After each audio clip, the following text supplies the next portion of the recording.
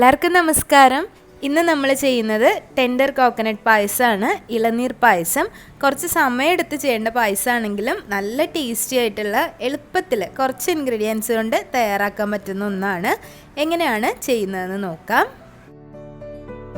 പായസം തയ്യാറാക്കാൻ വേണ്ടി 3 കരിക്കാണ് എടുത്തിട്ടുള്ളത്. അത്യാവശ്യം കഴമ്പുള്ള 3 കരിക്ക് എടുത്തിട്ടുണ്ട്. ഒരു കരിക്കിൻ്റെ വെള്ളമാണ് വേണ്ടത്. കഴമ്പ് 3 എണ്ണത്തിൻ്റെയും ആവശ്യമാണ്. ഇനി ഇതിലേക്ക് 1 ലിറ്റർ പാലാണ് എടുത്തിട്ടുള്ളത്. ഫുൾ ഫാറ്റ് മിൽക്ക്, നല്ല കട്ടിയുള്ള പാലെടുക്കാൻ ശ്രദ്ധിക്കുക, അപ്പോഴാണ് നല്ല ടേസ്റ്റി ഉണ്ടാവുക.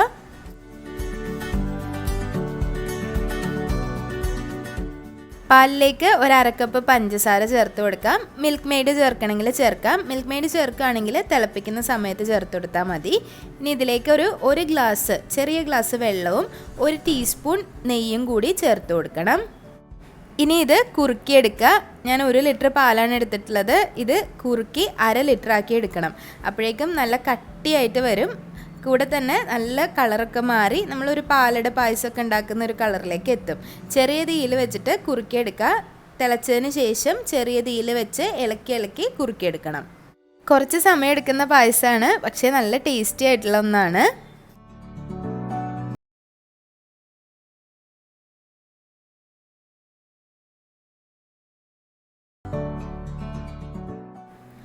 ഫുൾ ഫാറ്റ് മിൽക്ക് തന്നെ എടുക്കാൻ ശ്രദ്ധിക്കണം, എന്നാലാണ് പായസത്തിന് നല്ല ടേസ്റ്റ് ഉണ്ടാവുന്നതും അത്യാവശ്യം നല്ല കട്ടിയിൽ പായസം കിട്ടുന്നതും.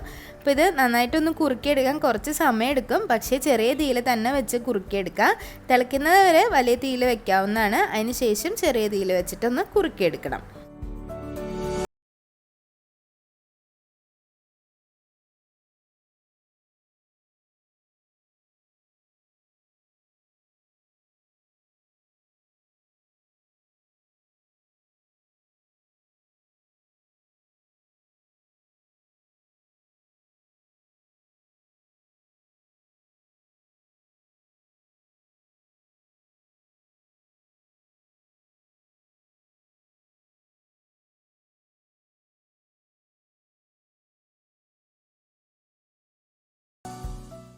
ഏതാണ്ട് ഇതൊന്ന് തിളച്ച് വന്നിട്ടുണ്ട്. പാല് തിളച്ച് വന്നതിന് ശേഷം ചെറിയ തീയിലേക്ക് ആക്കി വെക്കുക.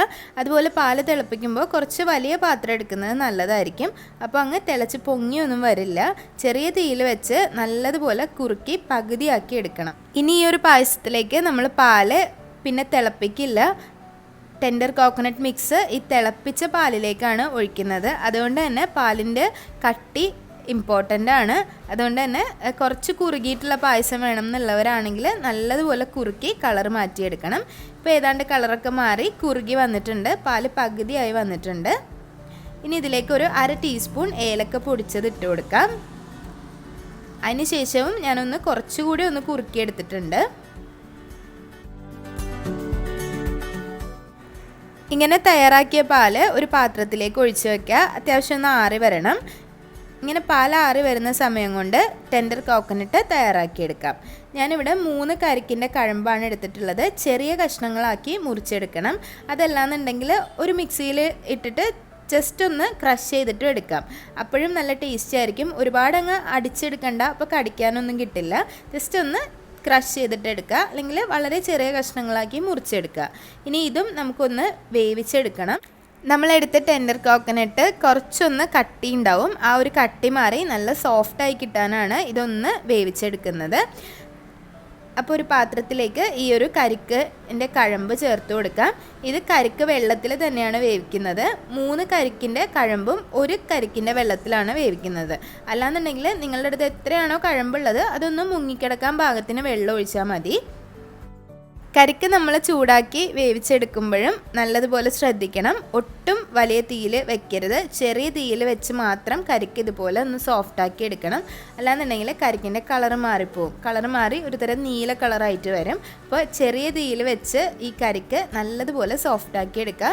കുറച്ച് സമയം എടുക്കും. ഒരു 1/2 മണിക്കൂർ ചെറിയ തീയിലങ്ങ് വെച്ച് കൊടുത്താൽ കരിക്ക് നല്ലതുപോലെ ആ വെള്ളത്തിൽ ചൂടായി സോഫ്റ്റായി വന്നോളും. ആദ്യമേ അതുകൊണ്ടാണ് ഞാൻ പറഞ്ഞത് ഈ ഒരു കരിക്ക് പായസത്തിന് കുറച്ച് സമയം എടുക്കും, പക്ഷെ എന്നാൽ നല്ല ടേസ്റ്റി ആയിട്ടുള്ള ഒരു പായസമാണ്. ഒരു 45 മിനിറ്റ് കരിക്ക് ഇതുപോലെ വെച്ച് സോഫ്റ്റാക്കി എടുത്തിട്ടുണ്ട്. ഇനി പായസത്തിലേക്ക് 1 ടീസ്പൂൺ നെയ്യിൽ കുറച്ച് അണ്ടിപ്പരിപ്പും മുന്തിരിയും കൂടി ഒന്ന് വറുത്തെടുക്കാം.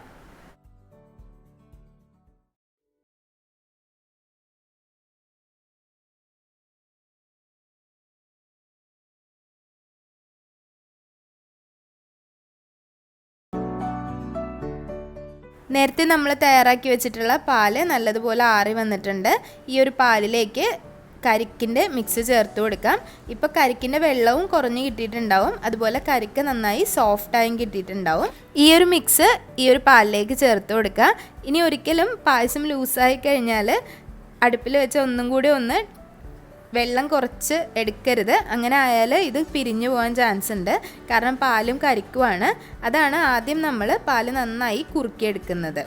ഇനി ഇതിലേക്ക് കുറച്ച് വറുത്ത് വെച്ച അണ്ടിപ്പരിപ്പിൻ്റെ മുന്തിരിയുടെ മിക്സ് ഇട്ട് കൊടുക്കാം. കൂടെ തന്നെ സെർവ് ചെയ്യുമ്പോൾ കുറച്ച് ബദാം ചെറുതായിട്ടൊന്ന് മുറിച്ചുകൂടി ഇട്ട് കൊടുക്കാം. കുറച്ച് കാര്യങ്ങൾ ശ്രദ്ധിച്ച് കുറച്ച് സമയം എടുത്ത് ചെയ്താൽ നല്ല അടിപൊളി സ്പെഷ്യലായിട്ട് നമുക്ക് തയ്യാറാക്കിയെടുക്കാൻ പറ്റുന്നതാണ് ഇളനീർ പായസം. അപ്പോൾ എല്ലാവരും തയ്യാറാക്കി നോക്കുക. തയ്യാറാക്കി നോക്കിയിട്ട് അഭിപ്രായങ്ങളൊക്കെ കമൻറ്റ് ബോക്സിൽ അറിയിക്കുക. വീഡിയോസൊക്കെ ഇഷ്ടമാവുന്നുണ്ടെങ്കിൽ ലൈക്ക് ചെയ്യുക, ഷെയർ ചെയ്യുക, സബ്സ്ക്രൈബ് ചെയ്യുക. അതുപോലെ നിങ്ങളുടെ ഫ്രണ്ട്സിനും ഫാമിലിക്കും ഈ ഒരു വീഡിയോ ഷെയർ ചെയ്ത് കൊടുക്കുക. പിന്നെയും നല്ല നല്ല റെസിപ്പികളായിട്ട് വരുന്നതായിരിക്കും. അതുവരേക്കും താങ്ക്